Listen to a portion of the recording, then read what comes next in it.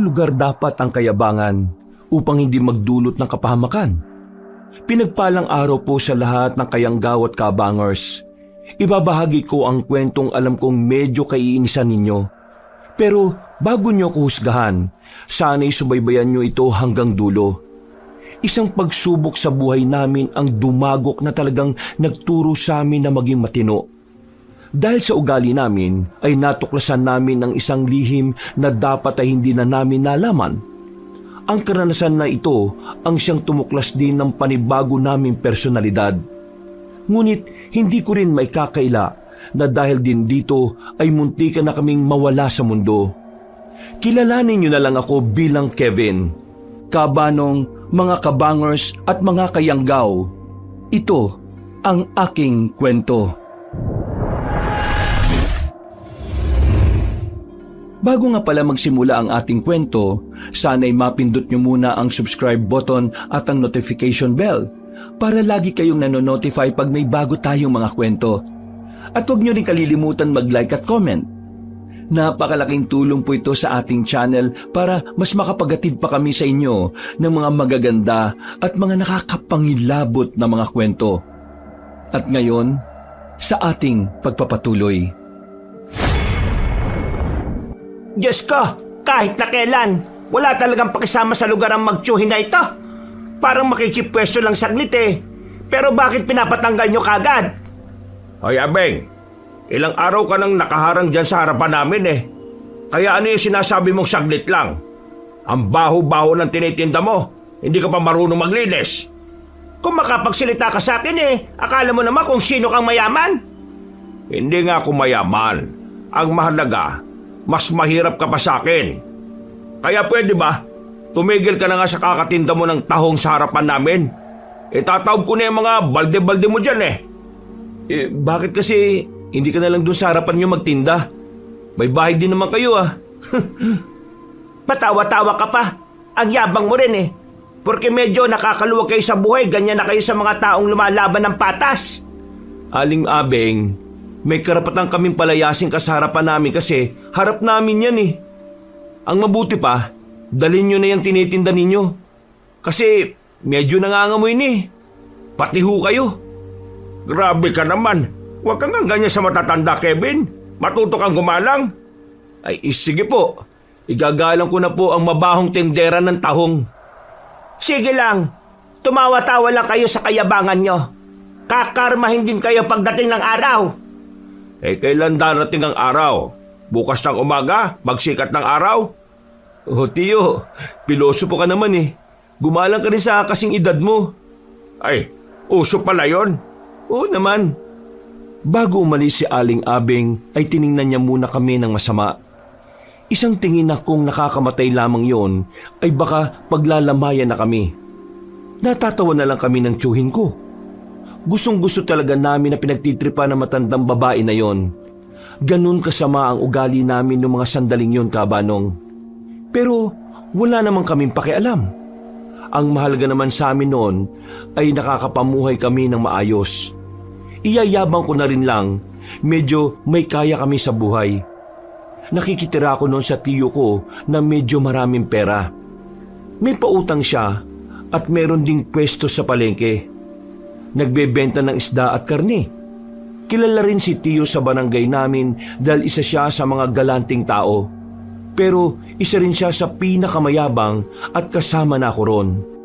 Busy talaga matandang lalaki yun ah. Pinabalik-balik tayo eh, hindi naman makapagbayad. Ganun talaga kapag mga hampas lupa. Ang lalakas ng loob magsiutang pero wala namang ibabayad. Kung hindi lang ako nawa sa mukhang unggoy na matanda na yon, baka hindi ko na pinahiram ng pera yun eh. Sino na bang susunod natin na sisingilin? Si Benjamin. Benjamin? Yan ba yung nanghiram ng pera sa iyo para ipadala sa kapatid niyang nasa Maynila? Yung hindi pa rin nakakabayad kahit 5 duling hanggang ngayon? Oo, siya nga. Walang yan din yung isang yun eh. Tamo, kapag wala pa siyang maibigay ngayon, mababangasan ko na ang mukha nun eh. Ako nang bahalang umisa doon. Matagal-tagal na rin walang nasusuntok tong kamao ko eh. Basta, hindi pwedeng hindi siya magbabayad ngayon. Kasi kapag nagkataon baka magdilim na paningin ko. Kalma lang tiyo. Hindi ka dapat masyadong ma-stress sa mabababang uri ng nilalang. Binilisan namin lalo ni Tio ang paglalakad namin hanggang sa makapasok na rin kami sa isang barangay. Nagtitinginan pa ang mga tao roon. Parang alam na kagad nila kung sino ang pakay namin. Ilang beses na rin kasi kami bumabalik doon para maningil. Pero palagi kaming walang napapala. Lumabas ka dyan, Benjamin! Kung hindi, wawasakin namin tong pinto! Pare, huwag mo na kaming pagtaguan. Maniningil lang naman kami. Halos 5 minuto rin kaming nakikiusap na pagbuksan. Maya-maya lang ay bumungad na rin sa amin ng isang lalaki na may kapayatan. Nanlulubog na rin ang mga mata. Pangiti-ngiti pa siya pero dahil napipikon na si Tio, hinablot niya ang kwelyo nito palabas ng bahay. Tarantado ka, ah. Ngayon parang magtatago ka na. Hindi naman ako nagtatago. Kakagising ko lang kasi. Huwag niyo naman ako saktan. Hindi ka naman namin sasaktan kung makakapagbayad ka ngayon eh. Ano, saan nabayad mo? Tungkol sa utang ko sa inyo, wala pa rin akong pera ngayon eh. Yung kinita ko sa paglalako ng gulay kahapon at nung nakaraan, pinambayad ko lang din dito sa bahay. Kaya wala na rin talaga akong pera. Pasensya na talaga ha. Pasensya? Tingin mo madadala pa ako sa mga pasensya mo eh. Ilang beses ko nang narinig yan. Wala ka talagang kwentang tao eh. Ilang beses na akong naniningil sa'yo. Sana iprioridad mo naman ang utang mo sa akin kaysa sa iba mong utang. Hindayo pa ka talaga. Ha? Rico! Ano? Masakit ba? Kung yan na lang kaya ang ibayad mo sa akin, gagawin kitang punching bag para quits na tayong dalawa. Yan, kasi ayaw kasi magbayad ng utang eh. Ano? Ang sakit no? Hindi naman dapat kayo nananakit eh. Ang pera kikitain, pero ang buhay ng ibang tao, hindi na mapapalitan.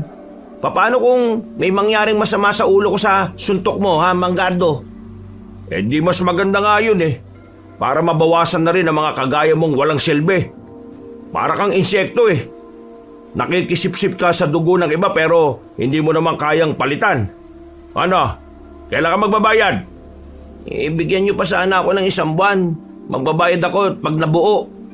1 buwan? Nagpapatawa ka bang siraulo ka? Higit 1 buwan na ang binigay ko sa'yo, pero wala pa rin ako nakukuha sa'yo. Alam mo pre, abuso ka na eh. Kapag ikaw nasuntok ulit, kasalanan mo na yun ha. 1 linggo, Benjamin. 1 linggo. Kapag wala ka pa rin naibayad sa akin, ihanda mo na sarili mo. Hindi ko pa kaya ng 1 linggo, Manggardo. Alam niyo naman pong nagtitinda lang ako ng gulay eh. Malit lang po ang kitaan.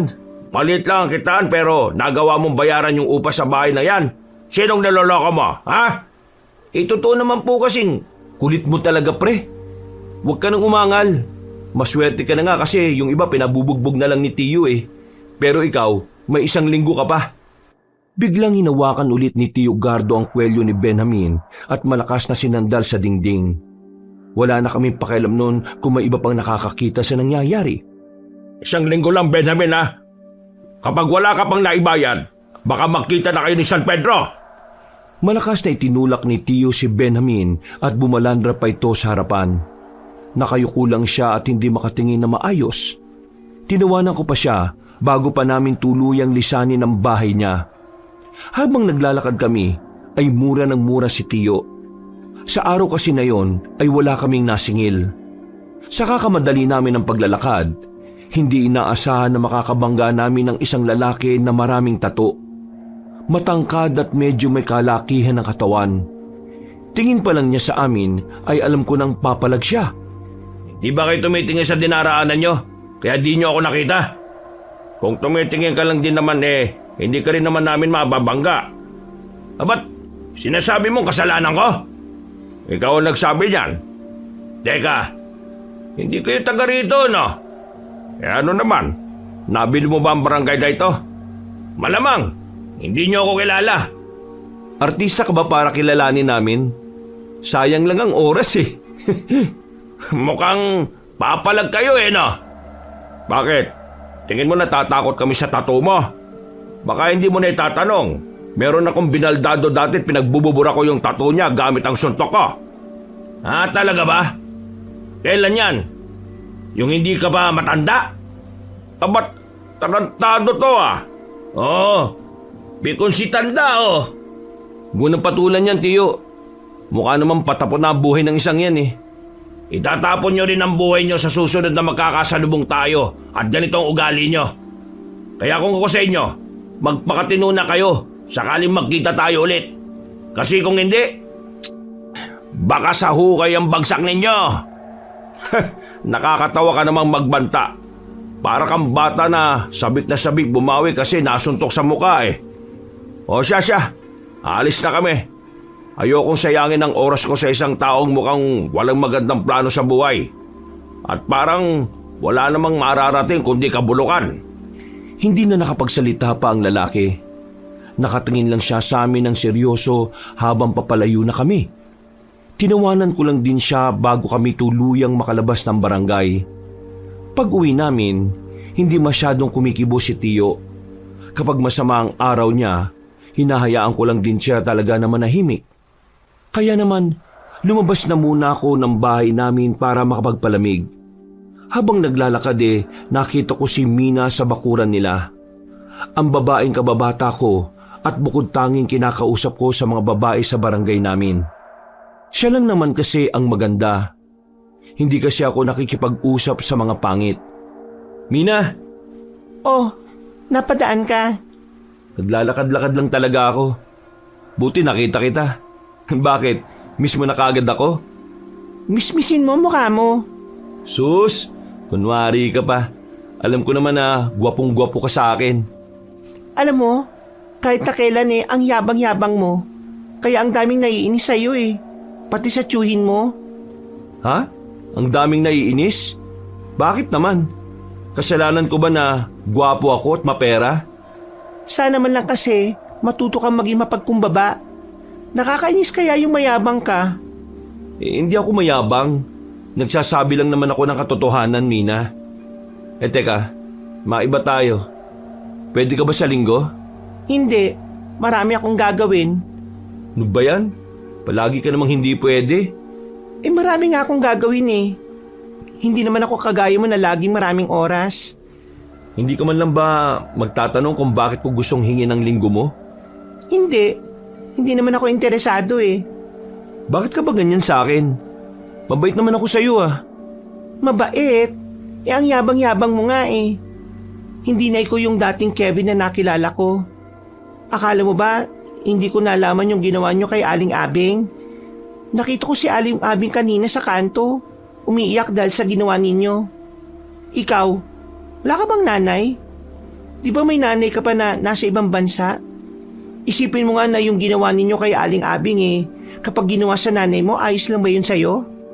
Wala ka na rin galang Nahawa ka na sa kasamaan ng ugali ng tiyo mo. Mina, ganito kasi yun. Si Aling Abing, ilang beses na siyang sinabihan na huwag tumambay sa harapan namin kasi bumabaho. Pero anong ginagawa niya? Wala. Ayaw niya kaming pakinggan. Hindi naman niya nililinisan kapag umaalis siya. Kahit pa, hindi dapat ganun ang trato niyo sa kanya. Kausapin niyo siya na maayos. Hindi naman basura si Aling Abing Tao siya na marunong makaramdam. Oo na. Sige na, mali na ako. Ano, okay na ba? Kahit naman kailan hindi ka naman tumatanggap ng pagkakamali Kaya baliwala rin yung sinasabi mo. Umalis ka na nga. Ang dami ko pang gagawin Oh, gabi na.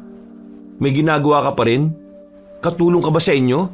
Bakit parang ikaw na lang lagi ang gumagawa ng mga... Kasi, hindi naman ako kagaya mo na maraming pera kaya iniuutos na lang sa iba ang mga gawain. O sige na, alis na. Nakakaabala ka sa akin Wala na akong nagawa nun, Kabanong, kundi ang lumabas na lang ng bakuran nila. Kakamot-kamot na lang ako sa ulo. Hindi ko kasi nakala na gaganunin niya ako. Nag-iba ang pakikitungo niya sa akin. At noong mga sandaling yon, hindi ko pa rin alam kung bakit. Para kasi sa akin, walang mali sa ginagawa namin ni Tiyo. Para sa amin, tama lang na pinaalis namin sa harapan si Aling Abing. Makalipas ang ilang araw, hindi na rin ako pinapansin ni Mina. Kahit na anong gawin ko, para na lang akong hangin sa kanya. Medyo nababanas na ako noon kaya hinayaan ko na lang din siya sa buhay niya.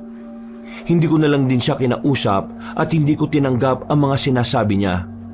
Nandito na naman tayo. Mukhang may stress ka na naman yan, Tiyo. Subukan niya lang na hindi magbayad ngayong gabi.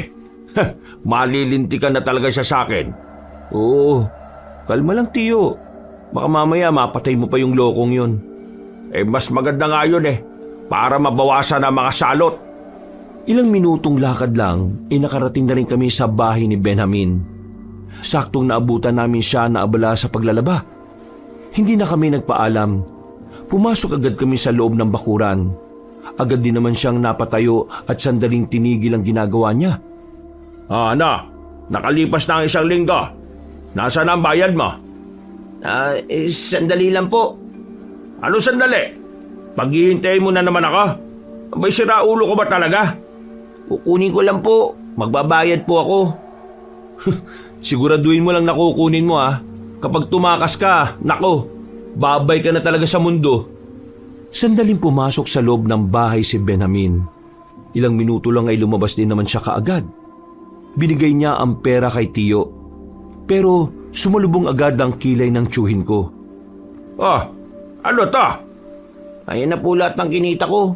Yan lang po talaga ang kinaya Wala na po akong pera.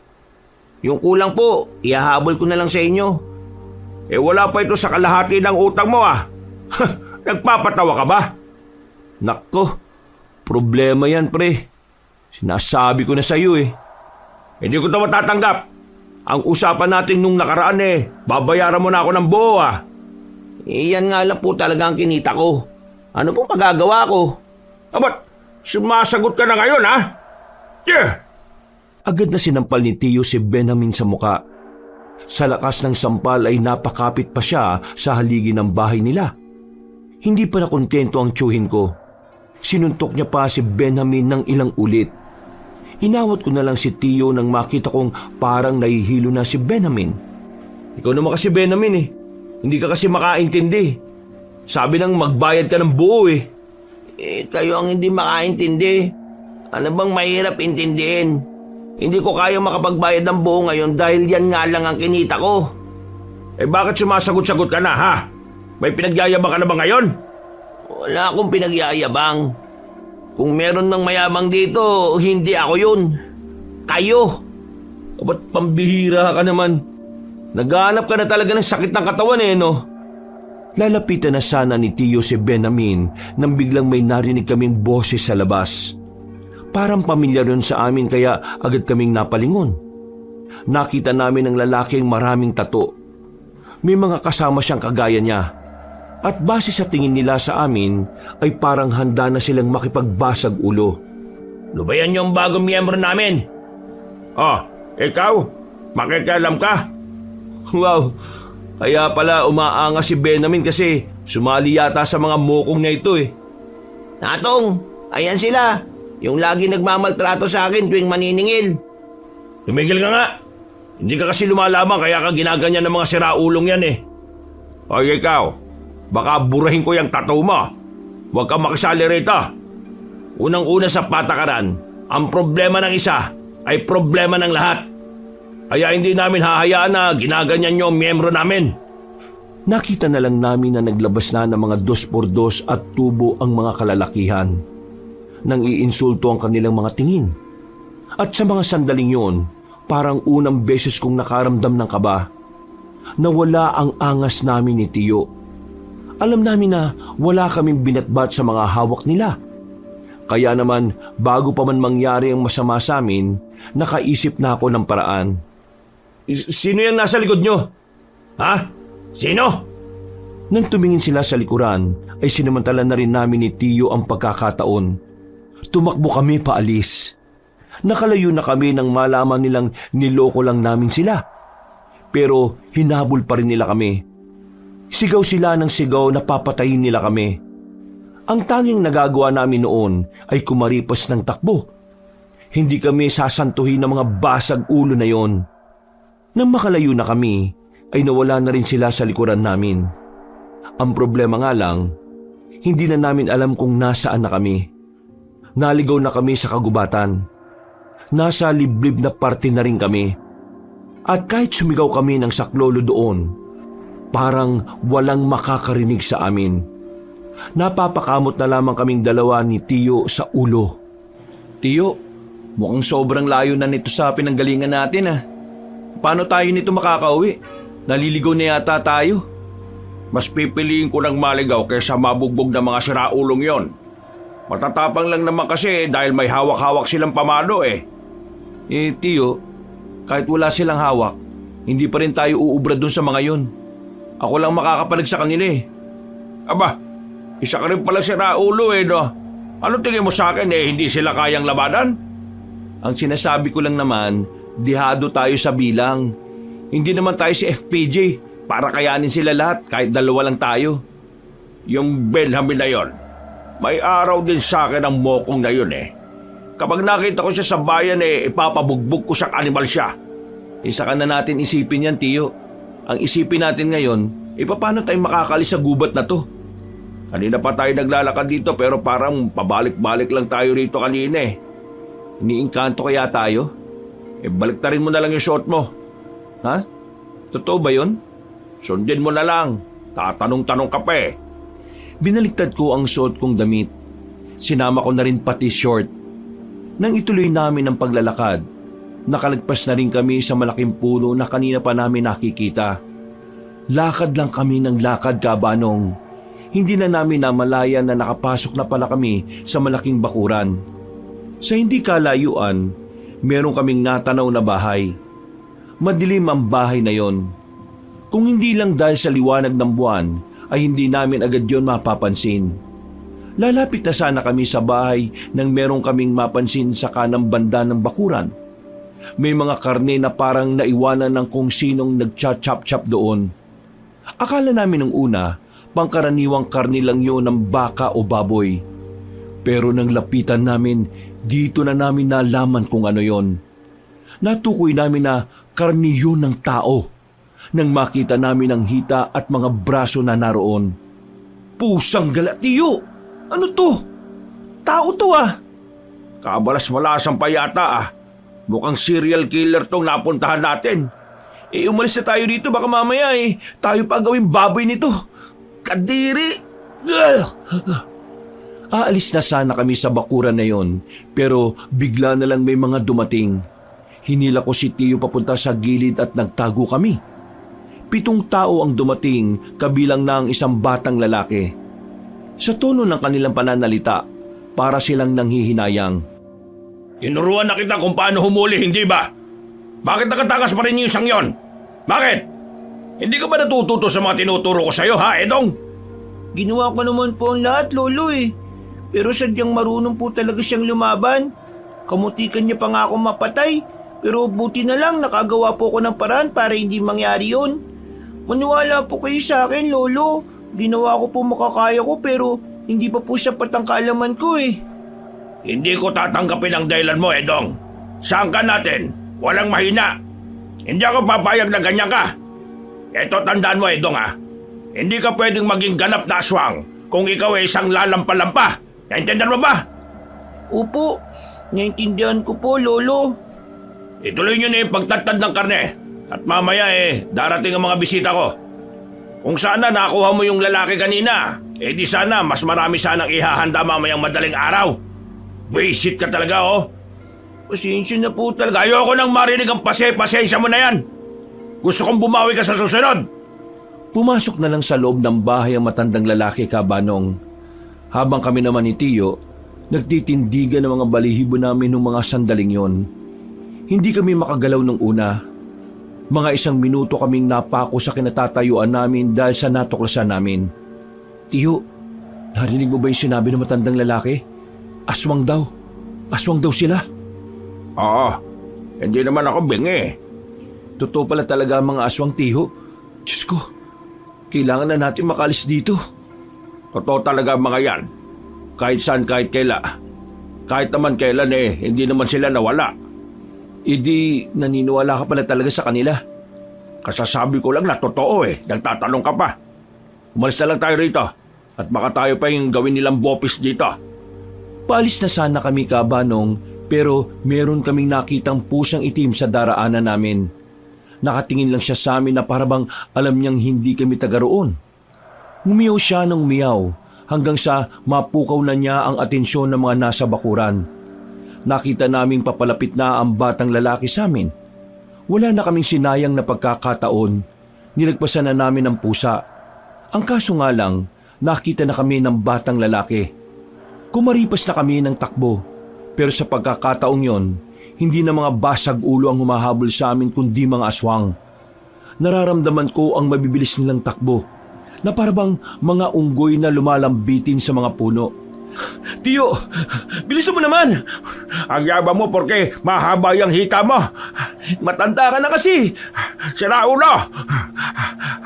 Sa sobrang taranta at takot namin, hindi na namin namalayan na nakalabas na pala kami ng kagubatan. Hindi na rin kami hinahabol ng mga aswang nang makita nilang nasa highway na kami. Meron na rin kasi mga dumaraan na sasakyan ng mga oras na yon. Mabuti na lang talaga at nakasakay na rin kami sa pinara naming jeep. Hingal na hingal kami ng tiyuhin ko, Kabanong, sa loob ng 1 oras. Ang daming nangyari sa amin. Parang nawala ang angas at yabang namin dahil doon. Habang nasa biyahe kami, natulala na lang ako sa labas. Hindi ko lubos maisip na ang mga nilalang na gaya ng aswang ay nabubuhay pa rin pala talaga sa panahong yon. Ang bihirang buhay ka. Akalain mo yon? Maniningil lang naman tayo pero ang daming nangyari. Ano palang gagawin natin ngayon, Tiyo? May dapat ba tayong gawin? Di wala. Ang ibig kong sabihin, namukhaan na tayo ng mga aswang. Kitang-kita nila yung mukha natin eh. Paano kung sa paniningil natin bigla natin silang makasalubong? Papatay nila tayo ngayong may alam na tayo sa kanila. Huwag kang duwag. Ang mga aswang na yan, takot yan sa maraming tao. Tingnan mo nga kanina, hindi naman nila tayo inabol nang nasa kalsada na tayo. Kaya umayos ka ha, naduduwag ka eh. Hindi ganyan na itinuro ko sa'yo. Kahit na anong mangyari, dapat na meron ka pa ring yabang sa katawan. Kapag meron kang yabang, walang magtatangkang malakit sa'yo. Hindi naman ako naduduwag, Tiyo. Iniisip ko lang yung kapakanan natin. Nakita mo naman, di ba? Kumakain sila ng karne ng tao. Tiyo, ano kaya kung isumbong natin sila sa mga pulis? Nabubuang ka na ba? Gusto mong mapagtawanan? Hindi maliniwala ang mga yun sa mga aswang. At saka, masisira ang pangalan ko kapag ginawa natin yan. Iisipin pa ng mga kakilala kong pulis nasisiraan na ako ng ulo. Sa barangay kaya? Mas lalo naman ang barangay natin. Diyos ko ka. Wala silang pakialam doon kasi hindi naman yun dito. Huwag ka na nga mabahala. Malayo naman yun dito kaya hindi nila tayo matutunton. Napabuntong hininga na lang ako, Kabanong, at sumandal sa dingding. Kahit na alam ko namang malayo sa amin ang kinaroroonan ng mga aswang, hindi ko pa rin talaga makuhang maging kampante. Pakiramdam ko, anumang oras ay pwede na kaming kunin o atakihin ng mga aswang. Kinabukasan ng umaga, umalis si Tiyo para kausapin ang isa sa mga kumpare niya. Naiwan akong mag-isa sa bahay.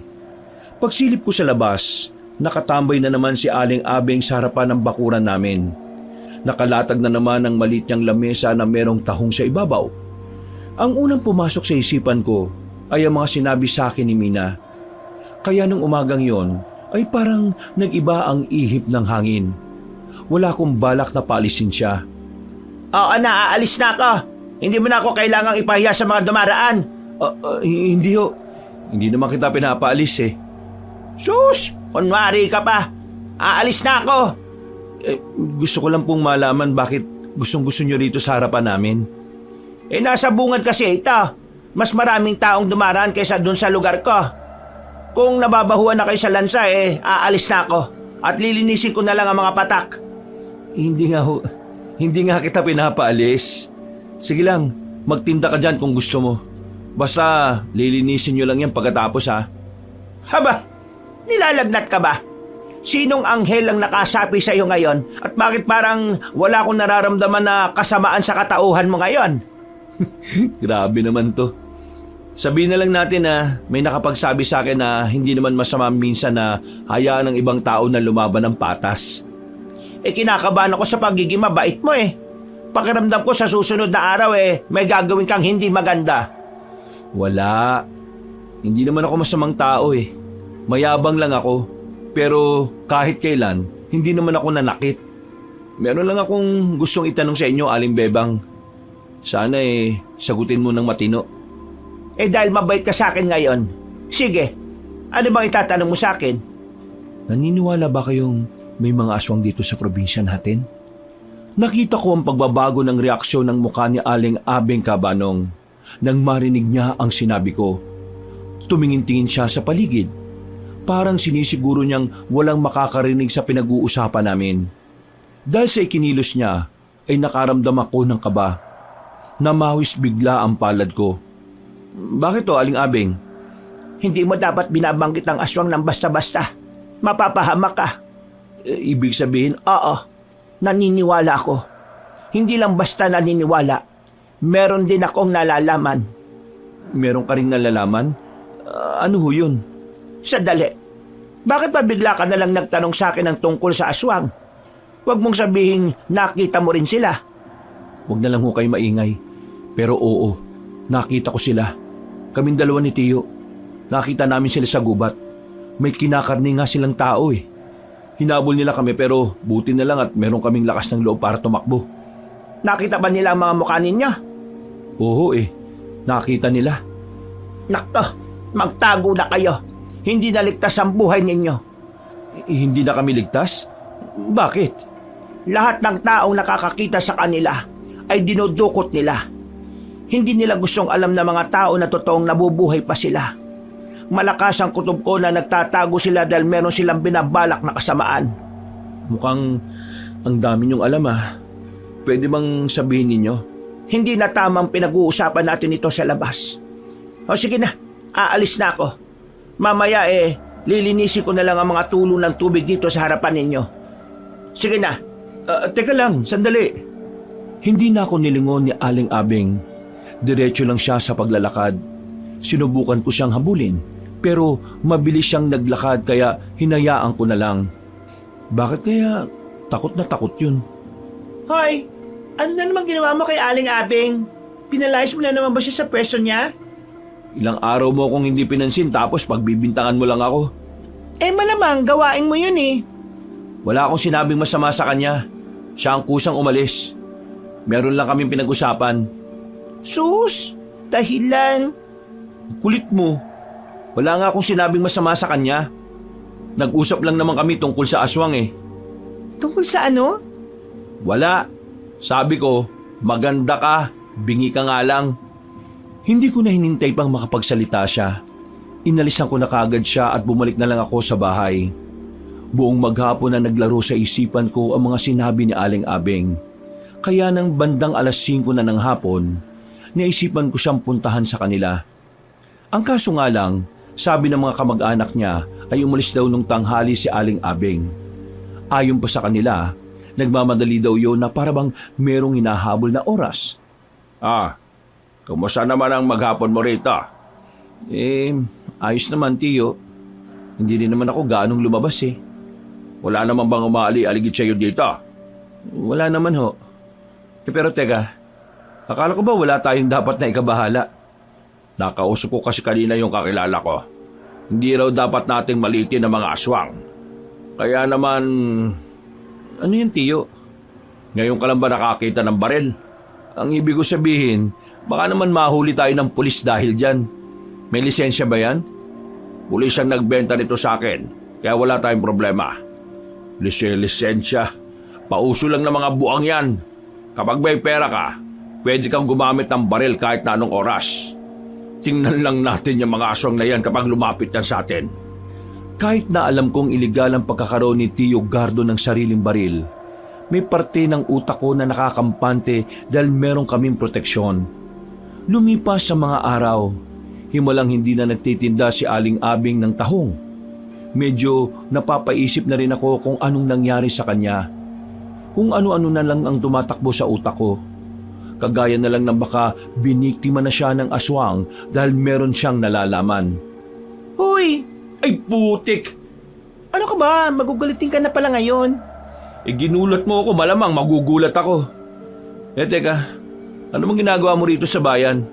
Hindi ba halata? Namili ng mga ipanghahanda sa paparating na piyesa sa atin. Ako naman meron lang akong sinisingil. Yung sinabi mo ng nakaraan, yung tungkol sa aswang. Oh, narinig mo naman pala Naniniwala ako na totoo sila. Uy, inaan mo boses mo. Teka, ibig sabihin nakita mo rin sila? Nakakita na ako ng aswang pero sa ibang probinsya. Bata pa ako noon. Yung aswang dito sa probinsya natin, nakita mo na? Ha? Meron ba? Meron. Pero huwag ka nalang maingay na sinabi ko sa'yo. Sinimulan kong ikwento sa kanya ang tungkol sa mga naranasan namin ng tiyuhin ko. Buti na lang ay nasa lugar kami na walang gaanong tao. Pinakinggan naman niya ang mga sinabi ko, pero hindi siya kumbinsido na sa akin ang galing ang kwentong yon. Bakit parang ayaw mong maniwala sa akin? Mukha ba akong gumagawa ng kwento? Hindi naman hindi ako naniniwala sa kwento mo. Nagdududa lang ako na ikaw yung nagkwento sa akin yan.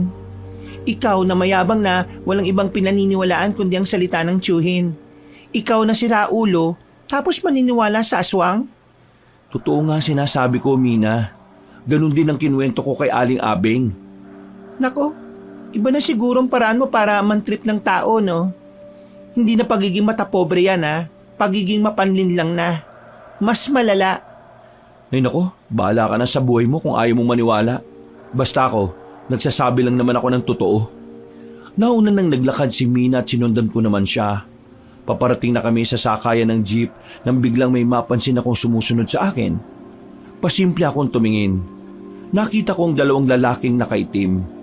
Mabilis ang lakad nila kaya binilisan ko na rin ang lakad ko.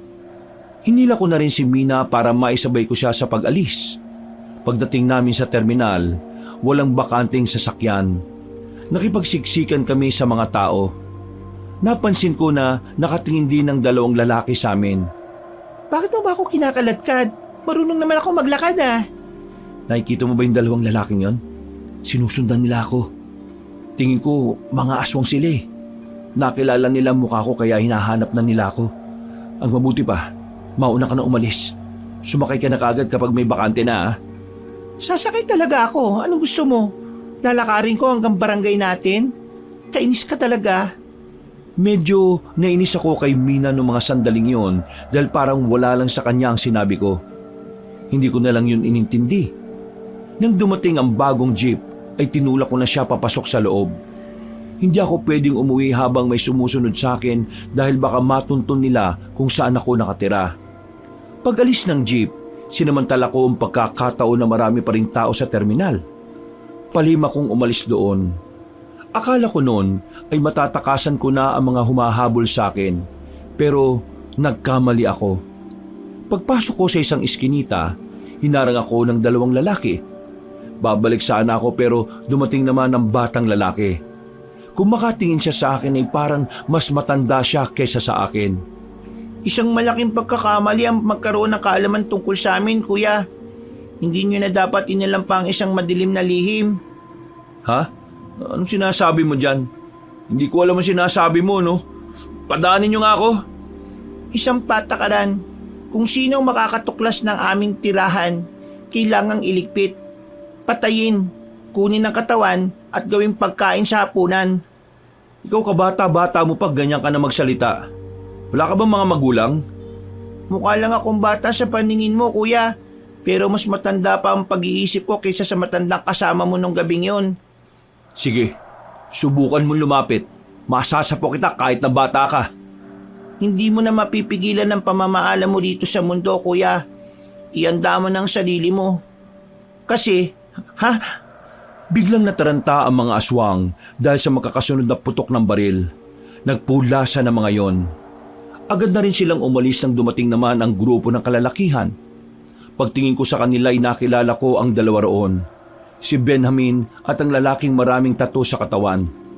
Kayo? Oo, kami nga. Bakit? Papalag ka ba? Teka sandali. Pag-usapan muna natin to. Bakit parang maamong tuba ka ngayon ha, Kevin? Nung nakaraan sinasaktan nyo kami ng tiyuhin mo ah. Bakit naman ako papalag sa inyo? Marami kayo. Isa pa, huwag ka nang dumaldal. Kunin niyo yan. Tuturuan natin yan ng leksyon dahil sa ginawa niya kay Benjamin. Pero, paano yung aswang, boss? Hindi na natin maabutan ng mga yun. Pero siguradong patay naman na yung isa ron. Dahil tinamaan ko ng maraming bala. Uy, saan nyo ko dadalin? Kidnapping to ah. Huwag ka na maingay kung gusto mo pang makarating ng buhay sa pupuntahan natin. Anong gagawin nyo sa akin? Uy, Benjamin, pigilan mo nga sila. Hindi ako pwedeng makialam sa desisyon ni boss. Paparusahan ka lang naman eh. Hindi ka naman papatayin. Ha? Paparusahan? Lang? Alam mo naman kung anong pagpaparusang gagawin nila eh. Sabi ng manahimik eh. Nawalan ako ng malay nang maramdaman kong may pinalo silang matigas na bagay sa bato ko. Nang magising ako, ay nakatali na ako sa upuan. Nasa loob na ako ng tinuturing nilang hideout. Nakapalibot sila sa akin at parabang handa na nila akong bugbugin at pahirapan. Kabadong-kabado ako noon ng mga sandaling yon. Kahit hindi ako pala simba, bigla akong natutong magdasal. Parang awa niyo na. Huwag niyo akong papatayin. Sinong nagsabi na papatayin ka namin? Abubuhay ka. Pero siyempre, mararanasan mo munang maghirap. Benjamin, alam kong hindi ka kagaya nila. Matitis mo bang makita ang gagawin nila sa akin? Matagal na panahon na ako nagtitimpi sa mga taong nangaambuso sa akin. Matagal na panahon na ako naging mabuting tao sa lahat. Kahit sa mga taong hindi ako ginagalang. Kaya ngayon, yung konsensya na meron dapat ako ngayon, matagal na akong tinakasan. Mukhang masarap tong kadena na ilatay sa katawan mo no? Pero hindi natin malalaman kung masarap nga ba kung hindi natin susubukan. Ano? Handa ka na ba, boy? Teka, sandali. Yung mga aswang. Ha? Alam nyo rin yung tungkol sa mga aswang. Hinahanap nyo ba sila? Bakit nyo sila tinutugis? Nagkatinginan sila dahil sa sinabi ko. Nagtataka at parang bigla silang naging interesado sa nalalaman ko. Kaya naman, ibinaba na muna ng lalaking si Atong ang hawak-hawak niyang kadena. Umupo siya sa harapan ko at tumingin na masama sa akin. Bakit? Anong nalalaman mo sa mga lintik na nilalang na yon? Kung pakakawalan nyo ako dito, ituturo ko kung nasaan sila nagkukuta. Basta, huwag nyo lang ako saktan at pakawalan nyo na ako dito. Anong tingin mo sa akin, tanga? Paano nga ako makakasiguro kung totoong alam mo nga kung nasaan sila? Lumang style na yan, boy! Style mo, bulok! Kung talaga nagdududa kayo, sasamahan ko pa kayo papunta sa lugar nila. Sasamahan mo kami? Sigurado ko ba talaga sa sinasabi mo? Kung yun ang tanging paraan para maniwala kayo, di sige. Paano mo nalaman ang kuta nila? Ha? Paano? Nung gabing tinakbuhan namin kayo, napadpad kami sa gubat. Kakatakbo namin. Hindi na namin namalayan na nakarating na kami sa isang malawak na bakuran. At sa bakuran na yon, naroon ang mga aswang. Hinabol nga nila kami nang malaman nilang naroon kami. Mabuti na lang kahit papano, swerte kami ni Tiyo. Nakatakas kami at nakarating kami ng kalsada. Tapos, nakasakay na kami pa uwi. Kayo, bakit nyo sila hinahanap? Anong nagawa nila sa inyo? Ituturo mo sa amin kung nasan sila. Sasamahan mo kami. Kapag sinubukan mong gumawa ng kahit anong kalokohan, todas ka! Pansamantala nila kung pinakawalan ka, Banong. Pero nasa loob pa rin ako ng hideout nila. Nakabantay sa akin si Benjamin. Habang abala ang iba sa labas, sinamantala ko ang pagkakataon para malaman ang dahilan kung bakit tinutugis nila ang mga aswang. Benjamin, dun sa mga nangyari, pasensya na. Alam ko, mali yung ganun eh. Pero ginawa pa rin namin. Nakilala ko si Mang Gardo noon kasi naging isa ako sa trabador niya. Noon pa man, alam ko nang ganun ang ugali niya. Pero ikaw, alam kong naimpluwensyahan ka lang ng kayabangan ng tiyuhin mo eh. Sana lang magbago ka na. Kasi kung hindi, magiging kagaya ka ng tiyuhin mo. Masama ang ugali, walang konsiderasyon, nananakit, at higit sa lahat, mata pobre. Pasensya na ulit. Susubukan ko magbago. Huwag mo subukan. Gawin mo. Oo naman. Siya nga pala. Ano bang meron? Bakit hinahanap niyo yung mga aswang? Yung kapatid ni boss sa labas, pinatay na mga aswang nitong nakaraan. Magkakasama kami nun sa gubat kaya alam naming totoo talaga ang mga kagaya nila. Kaya itong si boss, nakatuon ng atensyon niya kung papaano siya makakaganti sa mga nilalang na yon. Nakakagulat nga yung mga pangyayari. Naghahanap lang kami ng mga igagatong para sa pagpapakulo ng baboy. Pero dinali yung kapatid niya. Ang bata pa nun 17 lang. Kaya pala ganun na lang yung kagustuhan niyang mahanap yung hideout ng mga aswang. Pero alam mo ba talaga kung nasaan ang mga aswang? O baka sinabi mo lang yun para hindi ka pahirapan? Totoo, alam ko yung hideout ng mga aswang. Ituturo ko sa inyo ngayon din. Siguraduhin mo lang Ayaw na ayaw ng pinuno namin na ginagago siya. Maya-maya pa, bumalik si Atong. Isinama na nila ako palabas ng lungga. May mga dala ng baril ang karamihan sa kanila. Kahit na alam kong delikado, wala akong pagdadalawang isip na samahan sila sa kung saan man ang mga aswang. Yun na lang din kasi ang natitirang paraan para hindi nila ako saktan. Sinimulan namin ang paglalakad sa gubat. Natandaan ko ang mga nadaanan namin ni Tiyo. Lalong-lalo na ang malaking puno. Sa halos 1 oras sa paglalakad, nasa kalagitnaan pa lang kami ng kagubatan. Hoy, boy! Malayo pa ba? O baka naman niloloko mo lang ako Tingin mo talaga kung lolokohin ko kayo, isasama pa ako rito. Pwede naman akong tumakbo na lang kanina pero hindi ko ginawa. Hindi mo ginawa kasi mamamatay ka sa bala ng baril. Basta manahimik na muna kayo. Maya-maya lang may tuturo ko na rin sa inyo. Siguraduhin mo lang, boy. Hindi ako magdadalawang isip na ibaong ka sa lupa kapag nalaman kong pinagkiltripan mo lang kami. Binilisan na lang namin ang paglalakad. Makalipas lang ang 10 minuto, natanaw na rin namin ang malawak na bakuran. May ilaw din sa bahay na naroon kaya malakas ang hinala ko na naroon lahat ng aswang. Diyan mismo yung bakuran na yan. Nakita namin yung mga aswang. At dito mismo sa kinatatayuan namin nagtago kami. Pero nakita kami ng bata. Kung nakikita nyo naman yung bandang yon, diyan nila tinatatnad lahat ng karne ng tao na nakukuha nila. Sa madaling sabi, kinakatay nila ang mga tao para gawin nilang pagkain. Sige, tara na. Teka sandali, huwag kayong padalos-dalos. Alamin nyo muna kung kakayanin nyo sila. Hindi basta-basta ang mga aswang, huwag nyo silang mamaliitin. Kung natatakot ka, huwag ka nang sumama. Umuwi ka na at magsumbong ka sa mama mo. Mayabang ka, di ba? Bakit parang duwag na duwag ka ngayon? Oo na, mayabang na ako. Maangas na ako, maangas. Pero ibang usapan kasi kapag may sangkot na aswang. Ang mga nilalang na kagaya nila, hindi mo sila pwedeng angasan na lang ng basta. Dami mo pang sinasabi. Mga kasama, tara. Ngayong gabi, igaganti natin ang kapatid ko. Wala tayong ititirang kahit na isang aswang. Hindi sila nagpapigil sa akin. Nanatili lang ako sa kinatatayuan ko. Hinayaan ko silang lumapit sa bahay. Nakakaramdam ako ng kaba para sa kanila. Kahit na hindi ko naman talaga sila mga kaibigan, may parte ng pagkatao ko na nababahala para sa kanilang kaligtasan. Lumapit sila sa bahay. Nang may lumabas mula roon, agad na umalingaw-ngaw ang putukan ng baril. Bulagta ang isang aswang. Nabulabog naman ang iba. Kanya-kanyang lumabas sa bahay. Hindi ko na napigilan ng sarili ko na hindi lumapit. Gumilid ako sa bayabasan. Mas malapitan kong natutunghayan ang mga nangyayari. Pagbabayaran yung ginawa niyo sa kapatid ko! Uubusin namin kayo! Pinagbababaril nila ulit ang mga aswang. Isa-isang bumagsak ang mga yun sa lupa. Pero wala roon ang batang aswang na nakausap ko. Bagay na nagdulot sa akin ng takot at kilabot. Boss, patay na silang lahat. Wala na, patay na. Yung batang aswang, kasama ba sa mga napatay natin? Wala boss Di namin siya nakita. Sige, libutin ang area na to. Siguradong nandito lang yan. Hinanap nila ang bata pero hindi nila yon nakita. Palagay ko, nakaramdam ang batang aswang na darating kami. Pero hindi pa rin nawala ng pag-asa si Atong na muling babalik ang batang yon. Lumapit sila sa akin at sinamahan ako sa pagtatago. Halos 1 oras din kaming nagsiksikan sa malamok at masikip na bayabasan.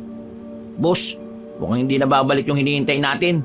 Kanina pa tayo rito Palagay ko kailangan na nating umalis. Baka nakapagsumbong na yun sa lolo niya. Ibig mo sabihin, hindi lang sila ang aswang? Oo, narinig ko nitong nakaraan na meron silang mga bisita. Sa palagay ko mga aswang din. Marami sila. Hindi lang natin nakikita yung iba. Kaya kung ako lang ang masusunod, aalis na tayo rito. Hindi. Di ako papayag. Kitang-kita ko na yung batang yun ang humila sa kapatid ko bago siya pinatay eh. Kaya humanda sa akin yung aswang na yun. Boss, ayan na siya. Nakita namin na nilapitan ng batang aswang ang mga kasamahan nitong nakabulagta sa labas ng bahay nila. Naririnig namin ang angil ng bata na tila galit na galit. Si Atong naman, palihim niyang itinutok ang baril kung nasaan ang batang aswang. Pagharap ng bata sa amin, agad na kinalabit ni Atong ang gatilyo. Bagsak agad ang batang aswang ng tama nito sa balikat. Mabilis kaming lumabas sa lungga namin at saka pinalibutan ng bata. Kayo pala ang may kagagawa ng lahat ng ito. Akala nyo ba'y makakatakas kayo sa ginawa nyo? Hindi! Hanapin kayo ni Lolo Paing. Ituro mo na lang sa akin kung nasaan yung matandang paing na yan. Para naman matuwa ako sa'yo. Hindi ko na kailangan pang ituro kasi siya na mismo ang hahanap sa inyo. Sige, ayaw mo ha. Pagtutok ni Atong ng baril ay agad na akong tumalikod. Isang putok ang narinig ko na siyang nagpatahimik sa batang aswang. Napabuntong hininga na lang ako. Kahit na aswang yon, bata pa rin ang tingin ko sa kanya. Kaya hindi ko alam kung tama lang ba na tinapos ni Atong ang buhay niya. Boss, hindi kaya mali na pinatay mo yung bata? Masyado ka pa talagang bagito, Benamin. Hindi tao ang batang yan. Nagdudulot yan ng kapamakan sa mga tao. Kaya nararapat lang na iligpit siya. Wala na tayong kailangan dito. Tara, malis na tayo. Nauna nang naglakad si Atong na parabang walang nangyari. Sinundan na lang namin siya at madaling nilisan ng lugar. Nakabalik naman kami sa hideout nila. At gaya ng napag-usapan, hindi na nila ako sinaktan. Matapos kong makahingi ng paumanhin kay Benjamin ay bumiyahe na rin ako pauwi sa amin. Bakit ngayon ka lang? Anong oras na? Tiyo, yung mga aswang. O bakit? Sinundan ka na naman ba? Hindi. Pinuntahan namin yung mga aswang kanina. Abay, sira ulo ka na ba talaga? Bakit mo ginawa yon? Teka, sino kasama mo? Si Benjamin, pati yung mga basag ulo na tinakasan natin. Wala akong choice eh. Dinala nila ako sa hideout nila. Ito-torture na nila ako, kaya sabi ko, ituturo ko sa kanila kung nasaan yung mga aswang. Ay, Diyos ko naman. Katangahan na naman ang pinairal mo eh. Pero, bakit ba nila hinahanap yung aswang? Anong trip ng mga mokong na yon? Pinatay ng aswang yung isang kapatid ni Atong. Si Atong yung pinuno ng gang nila. O tapos ngayon, inubos nila yung mga aswang at kasama ka sa paglaga sa kanila. Nanood lang ako, Tiyo. Pero ikaw ang nagturo. Alam mo, kapag nalaman ng ibang aswang ang nangyari sa mga kasamahan nila, ikaw at ako lang ang babalikan ng mga yon. Kasi tayo lang naman ang nakita nila eh. Pero patay na silang lahat eh. Wala na tayong dapat na ikabahala. Paano ka nakakasiguro na ang lahat ng aswang na pinatay nyo yun din yung mga aswang na nakakita ng mukha natin? Paano kung may isang nakalusot at nakapagsumbong sa iba nila kasamahan? Di tayo malalagay sa panganib. Hindi ka talaga nag-iisip eh. Itinuro ko lang naman yung para nga iligtas ang sarili ko eh. Tinis mo na lang sana, Kevin. Kesa naman mga aswang ang pumatay sa atin. Nung gabing yun ay medyo sumama ang loob ko sa tiyuhin ko, Kabanong. Hindi ko kasi inakala na gano'n na magiging reaksyon niya. Pakiramdam ko kasi, wala talaga siyang pakialam sa akin. Parang may pakialam lang siya sa akin kapag sinasabayan ko siya sa kayabangan niya. Hindi na lang ako nakipagtalo pa. Sinubukan ko na lang na matulog. Kinabukasan, nakita ko si Aling Abing. Wala siyang daladalang tahong na paninda niya. Agad ko naman siyang nilapitan. Kinausap ko siya ulit tungkol sa mga aswang. At dahil dito, inimbitahan niya na lang ako sa bahay niya para doon pag-usapan ng mga bagay-bagay. Nakaka-relax naman dito sa bakuran niyo. Ang daming magagandang halaman tapos may mga ibon pa. Sa totoo lang, hindi ko inakala na magkakaroon ng magandang pagbabago sa katauhan mo, Kevin. Akala ko talaga habang buhay ka ng mayabang. Pasensya na po ulit ha. Kevin, malaking gulo ang ginawa ninyo. Wala akong magawa nun, Aling Abing. Hindi ko na sila kinaya pang pigilan eh. Hindi sila titigil hanggat hindi sila nakakaganti. Brutal ang mga aswang kapag sila ang gumanti. Lahat, damay. Sa totoo lang, yun din ang kinatatakot ko. Pero si Tiyo, nagagawa niya pa rin kumalma eh. Habang ako, nahihirapan na ako makatulog sa gabi dahil lang sa mga nangyari. umalis ka na rito sa probinsyang ito. Iwan mo na ang tiyuhin mo kung talagang gusto mong makaligtas. Napaisip ako sa sinabi ni Aling Abing, Kabanong. Kahit na ubod talaga ng yabang at kaangasan ng tiyuhin ko, hindi ko pa rin maisip na iwan siya sa kaligitnaan ng problema. Parang tumatayo na rin siyang pangalawang ama ko mula nang magtrabaho sa ibang bansa ang tatay ko. Ang pagmamahal na meron ako para sa tiyuhin ko ay gaya ng pagmamahal ko sa mga magulang ko. Kaya hindi ako nakapagsalita sa sinabing yon ni Aling Abing. Aling Abing, pwede ko bang malaman kung bakit ang dami mong alam sa mga aswang? Linya ng aming angka ng pagtugi sa mga aswang noong araw. Naging tradisyon sa aming angka na kailangan may mapatay na aswang o maubos na aswang kada taon. At ang pagiging manunugis ay pinamana sa mga bagong henerasyon. Pero tumanggi ako ron. Kahit inaral ko noon ang tungkol sa mga aswang, mas pinili ko pa rin umalis sa angkan ko at mamuhay na lang ng payapa. Pero ngayon, mukhang unti-unti na rin akong hinahatak pabalik kung saan talaga ako nagmula. Alam niyo po ba kung paano sila pipigilan? May mga aswang na namamatay sa bala ng baril at meron din namang hindi. Kapag ang mga aswang na malalakas ang nakaharap natin, wala nang kwenta ang baril kahit na anong kalibre. Ang natatanging paraan para matalo sila, aralin ang tamang pakikipaglaban, ang pakikipagpatayan sa mga aswang ng harapan. Kevin, mag-iingat ka. Huwag kang makakampante sa paligid mo. Lalong-lalo na kung gabi. Ang pagkalagas ng maraming bilang ng aswang ay malaking alarma para sa kanilang lahi. Kaya, asahan mong malala rin ang magiging kapalit nito. Kung lahi ng manunugis ang angkan nyo, baka may alam kang marunong magturo kung paano labanan ng mga aswang. Gusto ko matuto para protektahan ang sarili ko eh. Kaya kitang turuan, pero hindi sapat na ikaw lang, Kevin. Kailangan natin ng bilang para protektahan ang mga sarili natin, para pigilan ang masasamang balak nila sa sangkatauhan. Napatango na lang ako sa sinabi niyang yung Kabanong. Hanggang sa makauwi na ako sa amin ay iniisip ko pa rin ang napag-usapan namin. Dakong 10:00 ng tanghali, isang ideya ang pumasok sa utak ko. Hindi ko rin alam kung bakit gano'n na lang ang interes ko na kalabanin ng mga aswang. Na kung tutuusin, pwede namang hindi na lang ako makialam at manahimik na lang. Inyo na husokli, Manong. Salamat ah. Kumaway pa sa akin ang matandang driver nang paandarin na rin niya ang tricycle. Nasa harapan ako noon ng bahay ni Benjamin. Wala siya sa bakuran niya kaya dumiretso na ako sa loob. Sisilip sana ako sa loob ng bahay pero saktong lumabas siya, dala ang isang planggana. Oh, bakit nandito ka? Kung nandito ka kasi nakokonsensya ka sa mga ginawa mo sa akin nung nakaraan hindi na kailangan. Napatawad na kita. Basta wag niyo na lang akong guguluhin ha. Magbabayad naman ako kapag may pera ako eh. Hindi yun ang pinunta ko rito. Wala na akong pakialam sa utang mo sa tiyuhin ko. Narito ako para pag-usapan yung tungkol sa mga aswang. Oy, bakit? Ano na naman ba yan? Nasa panganib ang mga buhay natin. Gaganti sila. Kaya dapat natin paghandaan yon. Nakahanda naman kami. Sa katunayan, bibigyan nga rin ako ni Bossing ng sarili kong baril. Hindi uubra ang baril.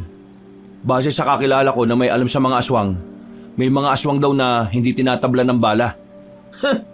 Parang kalokohan naman yata yan. Ano sila? Si Superman? Naniniwala ako sa sinasabi na kakilala ko kasi may lahing manunugis yon. Yung angkan nila, dating pumapatay ng mga aswang. Kaya alam kong may alam talaga siya. Ano ba talaga gusto mong sabihin? Pwede tayong magpaturo sa matandang yon kung paano lalabanan ng mga aswang gamit ang sandata na makakapatay sa kanila. Sigurado ka ba dyan? Oo, sigurado ko. Mukha ba ako nagtitrip? Laki ng pinagbago mo ah.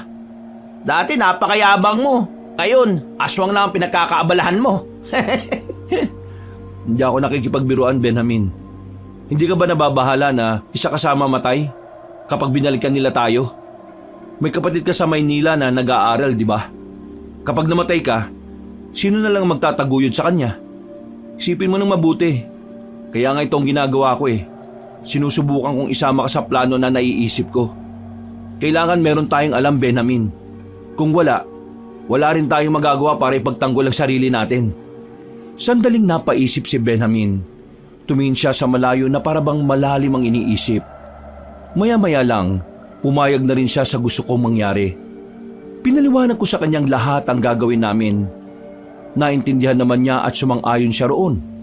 Kaya naman, wala na kaming sinayang na sandali. Pinuntahan agad namin si Atong sa hideout nila. Sinabi namin sa kanya ang plano namin. Pero sa kasamaang palad, hindi pumayag si Atong. At talagang iniisip mo na susunod ako sa'yo? Bakit? Sino ka ba? Hindi ko naman sinasabing papasunurin kita. Ang gusto ko, ikaw ang maging leader ng magiging grupo natin laban sa mga aswang. Ang pinupunto ko lang, kailangan natin ng dagdag kaalaman para matalo ang mga aswang na yon. Marami sila. Yung mga napatay nyo, wala pa yun sa kalahati ng kalahati. Kung matuturuan tayo, magkakaroon pa tayo ng ibang paraan para talunin sila bukod sa paggamit ng baril. Bossing, alam kong nababanas ka sa mukha ni Kevin.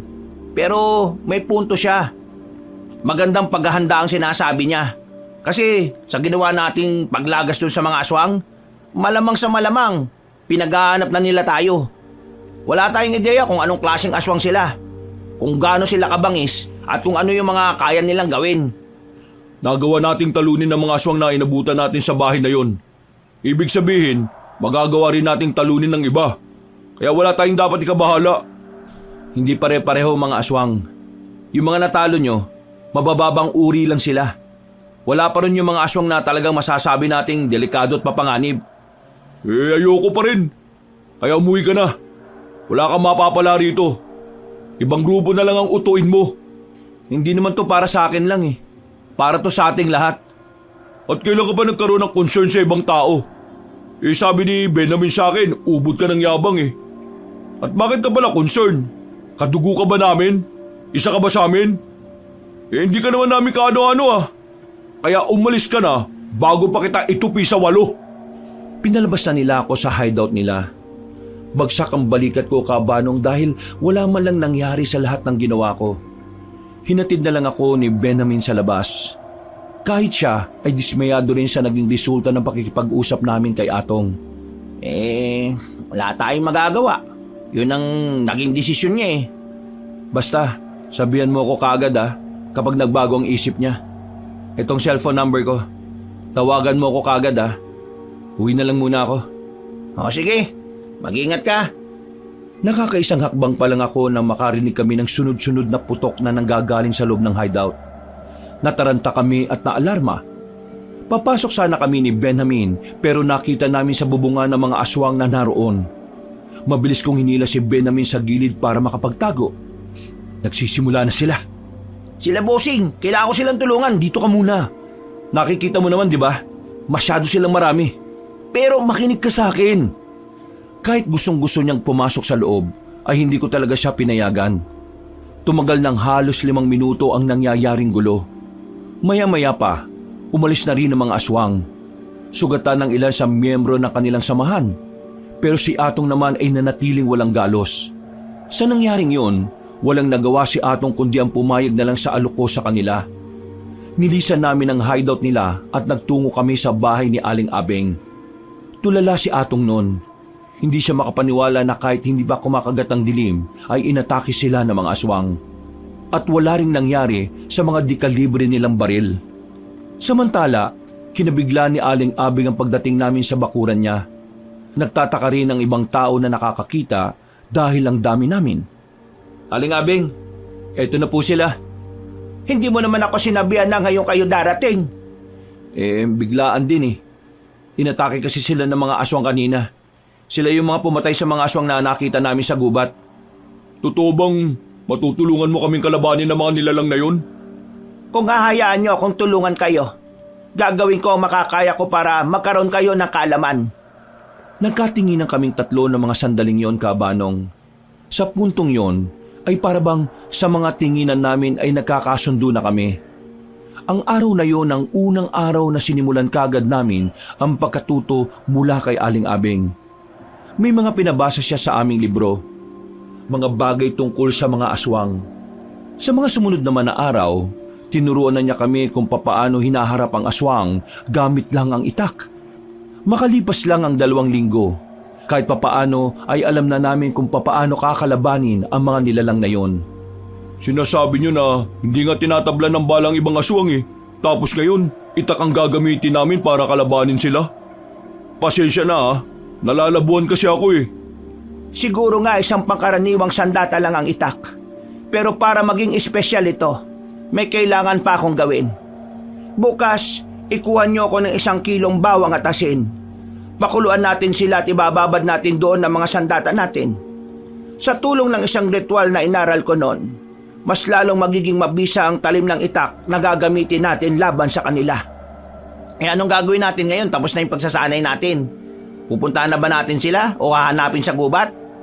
Isang malaking sugalang ganyang taktika. Pwede tayong mabitag kung tayo mismo ang hahanap sa kanila. Ang gubat ay para nilang palaruan. Ang lugar na kung saan kabisado na nila. Kaya hanggat maaari, iiwas tayo sa gubat, lalo na kapag kakalabanin natin sila. Hihintayin natin silang lumabas at magpakita sa atin dito. Hindi ba parang mas delikado kasi baka naman madamay ang ibang tao? Sa ngayon, ang prioridad nilang paslangin at kainin ay kayo. Dahil kayo ang pumatay sa mga kasamahan nila. Kaya mas isipin nyo ang sarili nyo bago ang iba. Matapos ang sandaling pag-uusap namin, ay sandali akong umalis doon para bumalik sa bahay. Noong mga sandaling yun kasi, ay araw na kamatayan ng asawa ni Tio Gardo. Pagpasok ko pa lang sa bakuran namin, inabutan ko na siyang may niluluto. Salubong ang kilay niya. Magsabi ka nga sa akin ng totoo. Kinakalaban mo ba mga aswang? Ho? Kinakalaban? Huwag ka na magtanga-tangahan, Kevin. Magsabi ka ng totoo. Alam niyo na pala ang ginagawa namin eh. Ano ba pumasok niya sa kokote mo, ha? Di bang sabi ko dedepensahan natin ang sarili natin sa aswang. Pero habang wala silang ginagawa sa atin, mananahimik tayo. Pero yung ginagawa mo, ikaw pa mismo ang hahamon sa kanila eh. Bumuo ka pa talaga ng samaan para labanan ng mga aswang. At si Abing pa ang kasama niya. Ano bang alam nun? Kailan pa kayo nagkasundo ni Abing, ha? Tio, naghahanda lang kami para sa paghiganti ng mga aswang. Mas maganda nang alam natin kung paano sila kakalabanin. Kaysa naman kung kailan nandyan na sila saka lang hindi ka kasi nakikinig eh. Di ba ang sabi ko, ako nang bahala kung sakali mang dumating sila. Kaya nga ako nagkaroon ng baril eh. Para saan pa to kung hindi ko magagamit sa kanila? Kaya ikaw, Tio, hindi naman kasi lahat ng aswang tinatabla ng bala eh. Ha? Sino may sabi? Si Abeng. Nakto, nagpapaniwala kayo sa isang yun eh. Sira na ulo ng matandang yan. Hindi naman ganun si Aling Abeng. Nakilala ko siya at mas naintindihan ko na ang pagkatao niya. Kaya nga humingi ako ng paumanhin sa mga nagawa ko sa kanya noon eh. Kaya pala magkasundo na kayo. Tio, gusto ko nang baguhin ang buhay ko. Ayoko nang mag-angas-angasan at maging mayabang. Gusto ko maging mabuti sa lahat ng tao. Ayoko na ng dating ako. Sus! Kung makapagsalita kayo, parang ako ang may kasalanan kung bakit mayabang ka. Kayo naman talagang dahilan, Tio eh. Minulat niyo ako sa ideya na kapag wala kang angas sa katawan, aabusuhin ka ng mga tao. Pero hindi ganun ang paniniwala ko eh. Hindi mo kailangan angasan ng mga taong wala namang ginagawang masama sa'yo. Hindi mo kailangan maging malakas palagi. Mas maganda pa rin na alam natin kung paano magpakumbaba. Mas masarap ang buhay kapag walang galit na tao sa'yo. Hindi gaya ng dati. Halos lahat ng sinisingil natin natatakot sa atin. Kinaiinisan tayo ng lahat dahil sa kayabangan natin. Kaya sana, Tio, magbago ka na rin. Wala akong babaguhin sa sarili ko dahil wala akong nakikitang mali.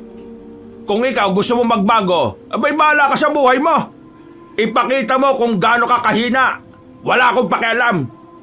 Yan ang gusto mo, di ba? Di bahala ka. Umalis ka na dito sa bahay ko kung hindi man lang din kita mapapakinabangan. Tio naman, Bitbitin mo na ang gamit mo mamaya. Ayoko na makita ang gaya mong walang utang na loob. Pinagmumukha mo akong masama dahil lang sinisimulan mo ng baguhin ang buhay mo. Napaka makasarili mong tao. Ikaw ang makasarili, Tio.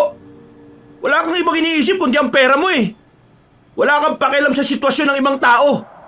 Kahit kailan, hindi naging mahalaga sa iyo ang pinagdaraanan ng iba. Dahil para sa iyo, tanging sarili mo lang ang dapat mong intindihin.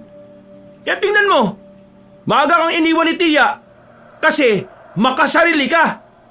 Nung nabubuhay pa siya, hindi mo man lang siya maasikaso eh.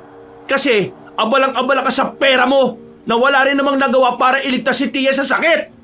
Abat kago! Sinuntok ako ni Tiyo sa mukha, Kabanong. Kahit na may edad na ay malakas pa rin ang pagkakasuntok niya sa akin.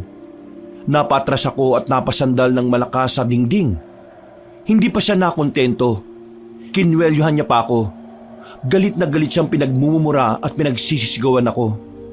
Pero kalaunan, binitiwan na rin naman niya ako. Matalim ang tingin niya sa akin na parang gusto na niya akong tudasin.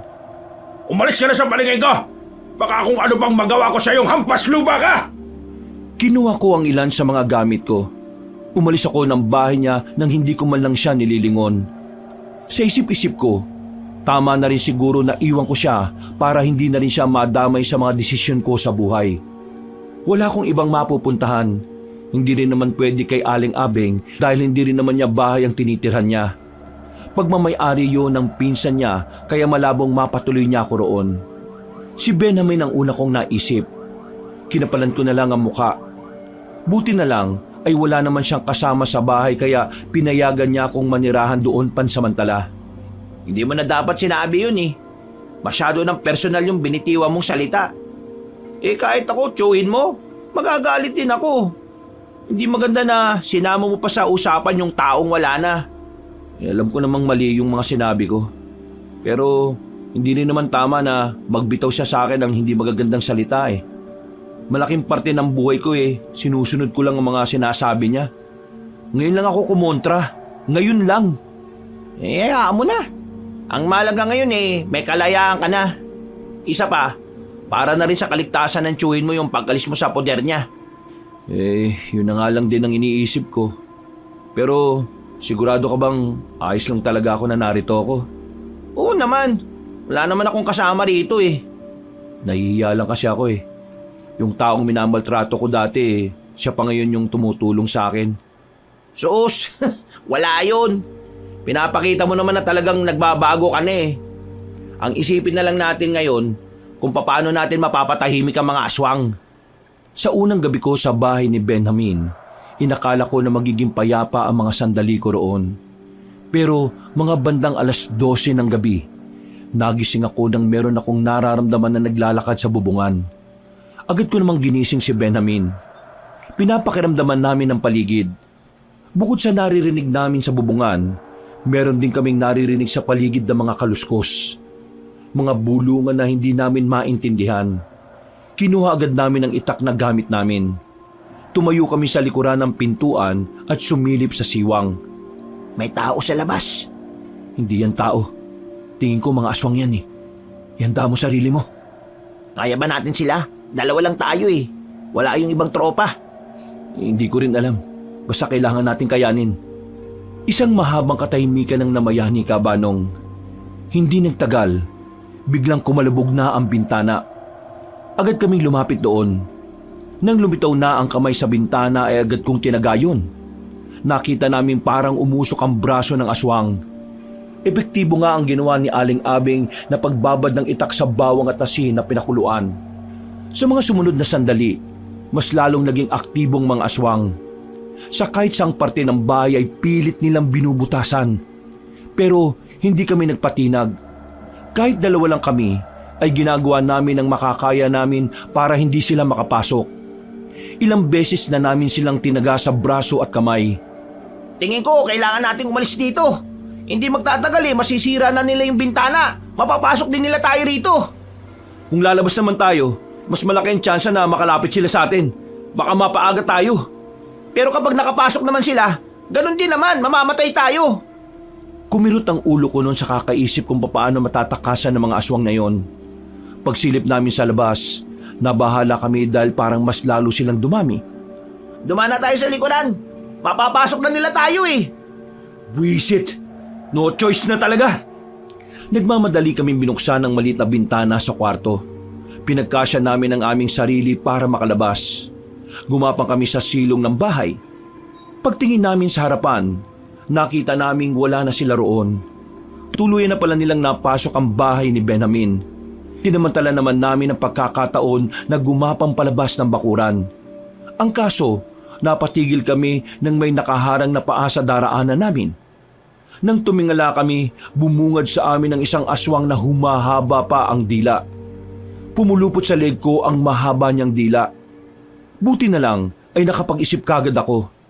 Hiniwa ko ang dila gamit ang itak. Si Benjamin naman parang napako sa gilid. Hindi makapagsalita. Nakatulala lang sa nangyari. Uy! Gising na, Benjamin! Tara na! Hinila ko na siya paalis doon. Pero sa kasamaang palad, nakita kami ng mga aswang sa loob ng bahay niya. Mabilis kaming tumakbo. Pero agad naman silang nakasunod sa amin. Humarang sila sa daraanan namin. Kaya kahit na kinakabahan, winasiwas ko ang itak ko sa kanila. Ginaya na rin ako ni Benjamin. Akala namin masisindak namin ng mga aswang na yon. Pero sabay-sabay silang lumusob sa amin. Wala kaming ibang nagawa kundi ilagad ang bawat atake nila. Parang biglang nawala ang tapang namin na naipon namin ng ilang araw. Kevin! Ay putik! Muntik na! Kung hindi ako tinawag ni Benjamin, nakalmot at nalapa na ako ng isang aswang na nasa likuran ko. Agad kong hinataw yun. Nang tamaan yun sa liig ay madali itong bumagsak. Nangingisay habang namimilipit sa sakit. Bakit? Tingin nyo hindi ko kayo kayang labanan? Ha! Mangarap kayo! Pre, wag mo nang asarin. Baka mamaya lalo lang silang lumakas. Pre, kailangan nilang mawala sa focus para mas madali natin sila mapaslang. Kaya tulungan mo akong insultuhin ang mga yan. Isang malakas na pag-angil ang ginawa ng mga aswang. Kahit umangil pa kayo ng umangil, wala kayong binatbat sa amin. Mga aswang lang kayo. Mga mabababang uri. Muli silang lumusob. Pero sa pagkakataon na yon ay parang nag-iingat na sila sa mga galaw nila. Ginamit ko ang lahat ng natutunan namin kay Aling Abeng. Ang kaso nga lang, hindi pa nga namin natatalo ang unang grupo ng aswang, meron na namang dumating. At sa pagkakataong yon, aminado na akong wala ng pag-asang makaalis pa kami. Magkatalikuran na kaming dalawa habang sila'y papaikot-ikot pa sa amin. Ito na yata katapos na dati, pre. Huwag ka mawalan ng pag-asa. Habang nahinga tayo, laban lang. Dudumugin na sana kami. Pero saktong dumating sila Atong. Pinagtatataga nila ang mga aswang. Natatarantang nagsilayuan ang mga yun. Tumuntong sa mga bubungan ng bahay. Pero kitang-kita sa kanila na nahahapdian din sila sa hiwa na ginawa nila Atong. Magsibaba kayo dyan at kalabanin nyo kami! Mga duwag! Hindi na nila kami pinatulan pa. Umalis na ang mga natitirang aswang. Habang ang iba naman ay nangingisay pa rin sa lapag. Nilapitan ni Atong yon isa-isa at tinuluyan na niyang patayin. Nakahinga naman kami ng maayos. Ang akala namin, paglalamayan na kami. Akala namin, magiging karni kami ng mga aswang. Ano? Ayos lang kayo? Ayos lang naman kami. Pero buti dumating kayo. Kung hindi, baka wala na kami. Tingin ko, gumagawa na talaga sila ng malupitang hakbang. Kaya iwasan nyo na munang makipag-usap sa mga hindi nyo kilala. Mahirap na. Baka mamaya aswang na pala yun. Anong gagawin natin sa mga bangkay ng mga aswang na yan? Tipunin natin. Ilagay natin sa bungad para malaman ng lahat na nasa panganib ang buong barangay. Para makapaganda naman sila.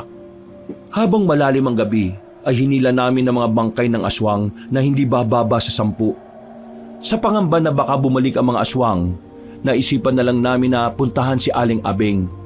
Sumakay kagad kami sa jeep at agad na nakarating kina Aling Abeng. Dali-dali namin pinuntahan na matanda. Pero isang masamang pangyayari pala ang bubungad sa amin. Si Aling Abeng naabutan naming wala ng buhay. Punong-puno ng kalmot ang katawan niya. Nakadilat pa ang mga mata. At base sa nakasarado niyang kamao, habang hawak ang itak, mukhang sinubukan niya pang labanan ng mga aswang. Aling Abeng! Aling Abeng! Huwag mo kaming iwan sa laban na to! Pre, wala na siya. Wala na si Aling Abeng. Sa maikling panahon na nakasama ko si Aling Abeng Kabanong, para ko na rin siyang tinuring na ina. Mabuti siya sa akin at talaga namang nakikinig sa lahat ng hinaing ko. Kaya nang paslangin siya ng aswang, matinding galit din ang naramdaman ko. Parang naiintindihan ko na rin ang galit ni Atong nang mawalan siya ng kapatid. Kinabukasan, agad na kumalat sa barangay namin ang nangyari. Pero hindi lumabas ang katotohanan. Ang alam ng lahat ay pinasok lang ng magnanakaw ang bahay ni Aling Abeng. Nawawala rin kasi ang iba niyang mga gamit na may kinalaman sa paggawa ng pangontra. Lumipas pa ang ilang araw, nailibing na rin si Aling Abeng. Malungkot ang kalooban ko nung mga oras na yon. Pakiramdam namin, nawalan kami ng isang ina. Bago siya nawala, naituro niya ang dapat nating matutunan. Bilang paggalang sa ginawa niyang pagturo sa atin, ipanalo natin ang laban na ito. Para kay Aling Abeng, papaslangin at uubusin natin ang mga aswang. Sige, pag-usapan na natin ang plano. Pagkagaling pa lang sa pakikipaglibing, binalikan namin ang hideout nila Atong. Doon namin tinipon ang iba pa naming kasama. Nadagdagan ang bilang namin dahil hinikayat ni Atong ang iba na samahan kami sa laban. Marami din naman kasing naniwalang residente sa barangay nila. Marami kaming pinag-usapan. Marami kaming pinag-isipan para sa gagawin naming hakbang para tuluyang mabura ang mga aswang. Sumapit ang kinagabihan. Bantay sarado namin ang paligid. Sa bakuran ng hideout ay kanya-kanya kaming bantay. Hindi pa rin talaga ako makapaniwala na nangyayari ito. Yung ako na ang alam lang gawin magtrabaho. Ito na ang ginagawa. Sinusubukan patayin ng mga aswang para wala nang masaktan na ibang tao. Kahit din naman ako Masyado ako nabibilisan sa mga nangyayari. Pero kung ano man ang mangyayari sa atin, alam kong gagabayan naman tayo ng Panginoon. Wow! Natuto ko na magbanggit ng Panginoon ha. Wala namang masama kung maniniwala tayong ginagabayan tayo ng Diyos. Aswang nga, naniniwala na tayo sa Diyos pa. Kung talagang ginagabayan tayo ng Panginoon, wag na tayo magdalawang isip na puntahan ng kuta nila. Nakakasiguro ako na meron ulit nakatira dun Delikado. Ang sabi ni Aling Abeng, hanggat maaari umiwas tayo sa gubat kasi mas nakakalamang ang mga aswang sa ganoong lugar. Pero meron akong naisip na paraan para sila mismong lalapit sa atin. Anong paraan yan? Ako ang magiging pain. Kalokohan yung sinasabi mo, pre. Nakakasiguro akong lalapit sila sa akin. At kapag nangyari yon, saka natin sila bibirahin. Sige, sang-ayon ako sa naisip mong paraan. Pero kapag ikaw namatay, wala kami kinalaman dyan ha. Kevin, hindi maganda yung sinasabi mo Hindi pa nga natin alam kung gaano sila karami at kung ano ba talaga ang kakayanan nila. Ikaw na rin ang nagsabi, may mga aswang na mas malalakas pa sa nakalaban natin. Paano kung sila ang lumapit sa iyo sa araw na ginagawa mo na yung pagiging pain? Kung sakaling ganun man ang mangyari, di bahala na. Aminado kung kinakabahan din ako sa naisip ko, Kabanong. Pero kung yun lang ang natatanging paraan para lumabas sila sa mga lungga nila, ay handa kong gawin yun ng paulit-ulit. Sa mga nangyari kasi, malakas ang kutob namin na hindi sila basta-basta. Malakas ang kutob namin na hindi sila basta-basta magpapakita. Malakas ang pakiramdam namin na magiging maingat na sila dahil na rin sa epekto ng talim ng sandata namin. Kinabukasan, sinimulan ko na ang plano. Gumagala ako sa barangay namin ng walang dala na kahit na ano. Pero palim naman akong sinusundan ng mga kasamahan ko. Ilang araw namin ginawa ang ganong taktika, pero nagmukha lang kaming tanga dahil walang aswang na lumitaw. Kainis, bakit hindi sila lumalabas ngayong mag-isa lang naman ako at walang dalang kahit na anong panlaban sa kanila? Wala ba talaga sila rito? O sadyang alam lang nilang binabalak natin? Isa lang ang ibig sabihin niyan, iho. Hindi sila uto-uto. Hindi sila tanga. Paglingon ko sa gilid, nakita ko ang isang matandang lalaki na nakasandal sa poste ng ilaw. Kalmado, kaswal siyang lumapit sa akin. Nang makita ko na ang mukha niya, nagsimula na akong kabahan. Siya ang matandang lalaki na lolo ng batang aswang. Ang batang aswang na pinaslang nila Atong. Ikaw? Mukhang nakikilala mo pa pala ako. Mabuti naman kung ganon. Hindi na ako mahihirapang magpaliwanag kung sino ako. Nandito ka ba para ipagiganti ang apo mo? Wala naman akong ibang dahilan para pumunta rito kundi yun lang Maraan akong umatras. Tingin ako ng tingin sa paligid. Naghahanap ako ng pwedeng maging sandata ko, pero wala akong makita. Pagtingin ko sa kanya, nanlilisik na ang kanyang mga mata. Sino ba kayo sa tingin nyo para pumatay ng aswang? Di hamak na mga binatilyo lang kayo na natuto lang humawak ng itak. Akala mo na kung sino katipunero? Bigla na lang niya akong dinakma sa leeg. Kahit na may edad na, ay nagawa niya pa akong iangat sa ere. Maigpit ang pagkakahawak niya sa leeg ko. Malakas ang puwersa, kaya kahit anong gawin ko, hindi niya ako binibitiwan. Pinatayin niyo ang batang tagapagmana sana ng aming lahi.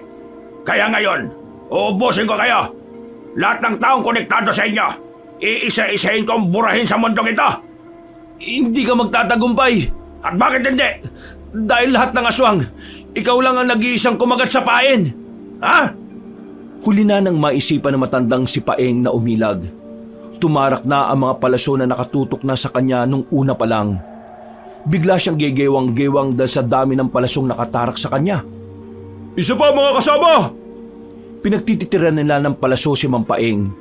Duguan na rin ang kasama nito. Kampante kami na matatalo na namin siya sa ganoong paraan. Pero sadyang may sa demonyong nilalang na yon. Pinagpupuputol niya ang mga palaso. Pagkatapos, tumindig siyang muli na parang hindi man lang nasaktan. Isa pa! Muli nilang pinaulanan ng palaso si Mang Paeng. Pero sa pagkakataong yon, nagawa na nitong ilaga ng mga palaso. Pumasok si Mang Paeng sa loob ng kagubatan.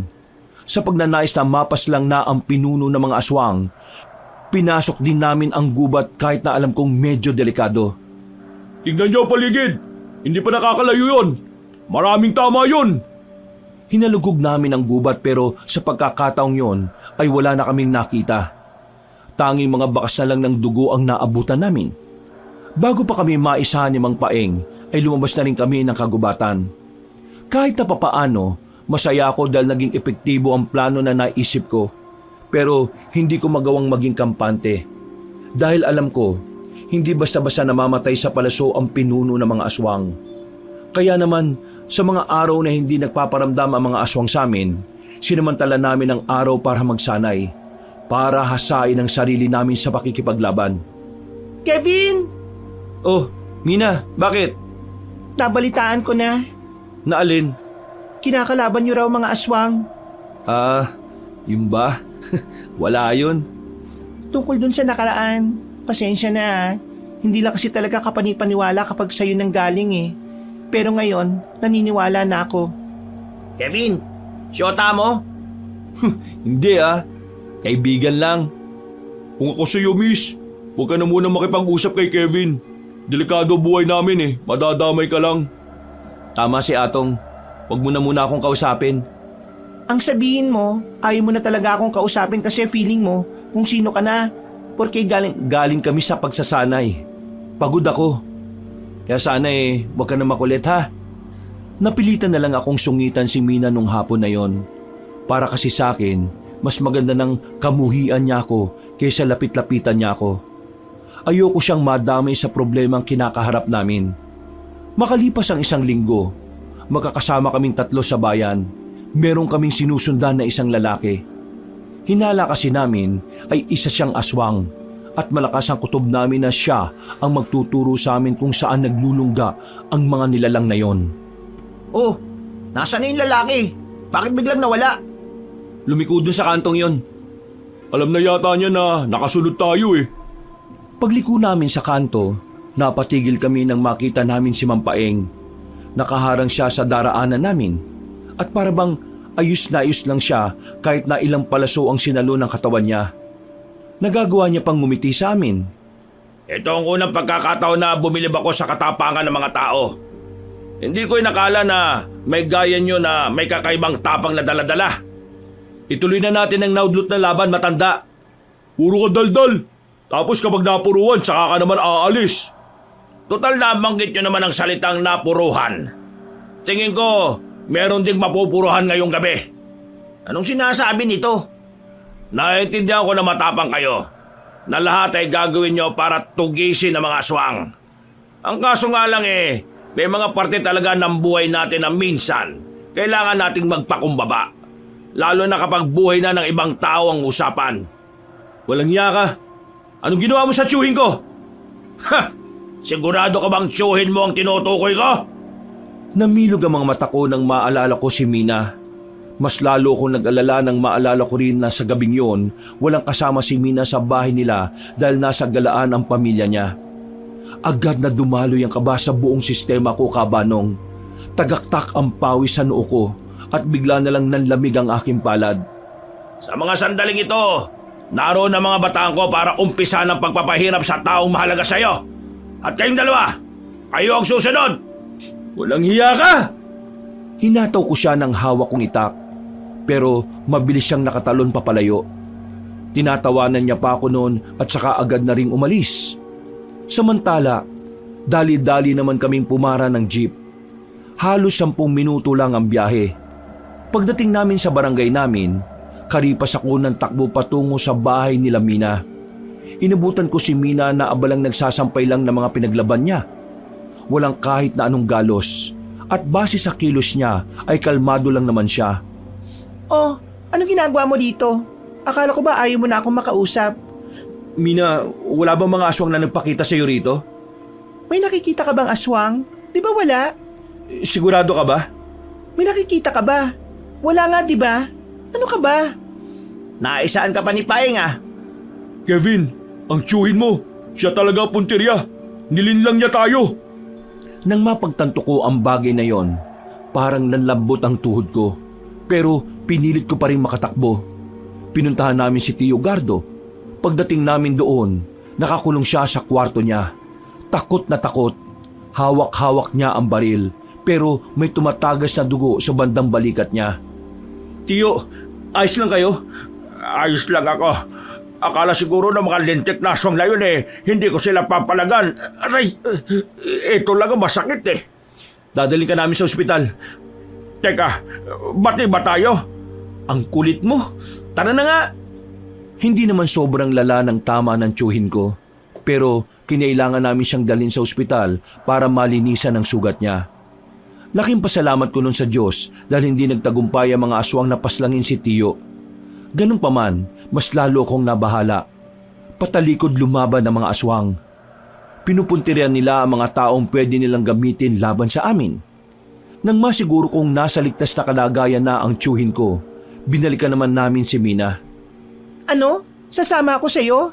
Wag na, uy! Para din naman ito sa kaligtasan mo, Mina. Idadamay ka ng mga aswang at kapag hindi ka namin dinala sa ligtas na lugar, mamamatay ka. Kasalanan mo kasi to eh. Kung hindi ka sana nakialam sa mga aswang na yan, edi sana Oo na. Kasalanan ko na nga eh. Kaya nga ginagawan ko ng paraan to para maitama. Hindi mo ba nakikita na nasa panganib din ang buhay namin? Pero heto kami, kumikilos kami nang hindi humihingi ng tulong ng iba. Alam mo, miss, makisama ka na lang. Yun lang ang gagawin mo makisama. Ikaw at si Mang Gardo ang pinakamalapit na tao sa buhay ni Kevin. Ginagawa niya ito para sa inyo. Kaya sana makisa ka na lang. Oo na. Ano bang gagawin ko? Sasama ka sa amin. Dadaling ka namin sa ligtas na lugar. Sigurado na ba yan? O sige, papapasukin ko na rito yung sasakyan. Pinag-impake na namin si Mina ng gamit niya. Hindi nagtagal ay bumiyahe na rin kami. Saan niyo ba talaga ako dadalhin? Doon ka na muna sa tiyahin ko. Malayo-layo nga lang, pero nakakatiyak kaming hindi ka matutuntun ng mga aswang doon.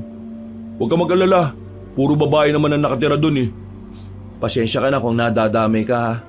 Kung alam ko lang na darating ang araw na to, sana hindi na kita pinilit no na maging kaibigan ka. Sus, ang drama mo naman. Ayos na, sumama na ako. Huwag ka nang umiyak. Mina, seryoso tong nangyayari. At hindi ko rin alam kung bukas makikita mo pa ako, o sa makalawa, o sa susunod pang bukas. Nasa panganib ang buhay namin. Kaya kahit na anong mangyari, gagawin namin ang makakaya namin para matalo ang mga aswang na yon. May kasalanan din ako. Kung hindi ko sana pinatay yung batang aswang, hindi sana aabot sa ganito. Ginawa mo lang naman kung alin ang tingin mong tama Wala kang kasalanan. Biglang malakas na nagpreno ang sasakyan. Uy! Ano ba ginagawa mo? Ayusin mo ang pagmamaneho mo. Pagtingin namin sa harapan, naroon na si Ma'am Paeng. Sinubukan ng driver namin na banggain siya, Pero tumalon lang siya sa bubungan ng van. Sinuntok niya ang harapang salamin. Dinakma niya ako roon at inilabas. Pareho pa kaming gumulong sa kalsada nang malaglag kami mula sa sasakyan. Ano akala mo? Makakatakas ka? Papatayin kita! Dinakma niya ako sa buhok. Sapilitan niya akong ibinangon. Pagtingin ko sa mukha niya ay kulay itim na yung lahat. Ang kamay naman niya ay naging kulay itim na rin. Ang lakas ng puwersa niya. Hindi ko magawang tanggalin ang kamay niya sa buhok ko. Malayo rin ang itak ko sa akin. Magbabayad ka! Humaba ang kuko niya. Ibinaon niya yon sa kaliwang hita ko. Napasigaw ako sa sobrang sakit. Parang kulang na lang ay tawagin ko na ang lahat ng santo. Hindi pa nga nakontento ang matandang aswang. Kinalmot niya pa ako sa muka. Pagbagsak ko sa lapag, nangihina na ako.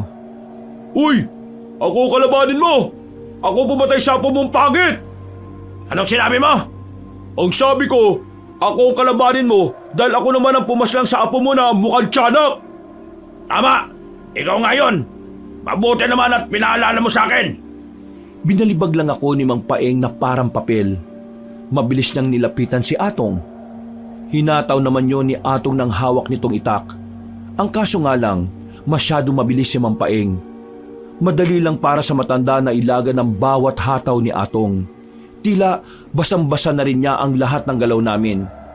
Tulungan mo sila! Hindi, kailangan kitang bantayan dito. Baka may ibang aswang na lumapit sa'yo no? Maghintay lang kayong dalawa dyan. Kayo ay susunod ko. Uunahin ko lang muna ang dalawang labastangan na ito. Pilit kong makabangon ka, Banong. Lalapitan ko sanang itak pero sinipa lang yun palayo ni Mang Paeng. Si Atong naman ay tinamaan na rin sa dibdib. Sa mga sandaling yon, alam naming tagilid na kami sa laban. Kaya naman sinenyasyan ko na si Benjamin na mauna na silang umalis. Agad din namang humarurot ang sasakyan. Hahabol pa sana si Mang Paeng pero nahawakan ko ang paa niya. Kinagat ko siya. Siniguro kong babaw ng ngipin ko para maramdaman niya. Ray! Buwisit! Aso ka bang sinaulo ka? Bakit ka nangagagat? Sinipa niya ako ng malakas. Sunod-sunod na sipa. Hanggang sa hindi na niya namalaya na 3 metro na lang ang distansya ko sa itak ko. Pinatay niyo ang apo ko! Masakit ba? Ganyan din ang naramdaman ko nung patayin niyo ang kapatid ko. Kaya ikaw tanda, kahit na patayin mo kami rito, wala na rin magbabago.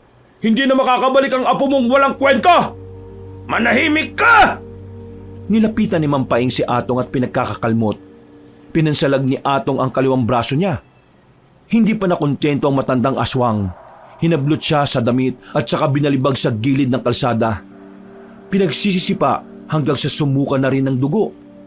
Anong karapatan niyong pigilan ng mga pinaplano ko? Sino ba kayo sa inaakala niyo? Sino kami? Kami ang makabagong henerasyon ng kabataan na uubos sa angkan ninyo. Bukod lakas akong bumangon para damputin ang itak ko. Nang makuha ko na yon, ay sinubukan kong makalapit sa kanya. Pero dahil langihina na ako at wala man lang kalakas-lakas ang ginawa kong pagtaga sa kanya, nagawa niya lang akong hawakan at saka suntukin ng malakas sa tiyan. Pero kahit na ganun, hindi ko binitiwan ang sandata ko. Napapagod na ako sa laban na ito. Mga wala naman pala kayong kwenta eh. Mas sumabang kuko ni Mang Paeng. Kumislap pa yon kapag natatamaan ng liwanag. Kumikislap pa yon kapag natatamaan ng liwanag. Ang mahabang talim na yon ay tila dahilan kung bakit nakakasilip na kami sa kamatayan. Makikita nyo na rin ang loob ng impyerno. Magsasama kayong dalawa. Itatarak na sana ni Mang Paeng ang mga kuko niya sa akin pero biglang nagsalita si Atong. Mga salita na talaga namang nagpatigil sa nagwawalang aswang. Buhay pa ang apo mo. Hindi siya nakasama sa mga sinunog namin. Ano? Anong sinabi mo?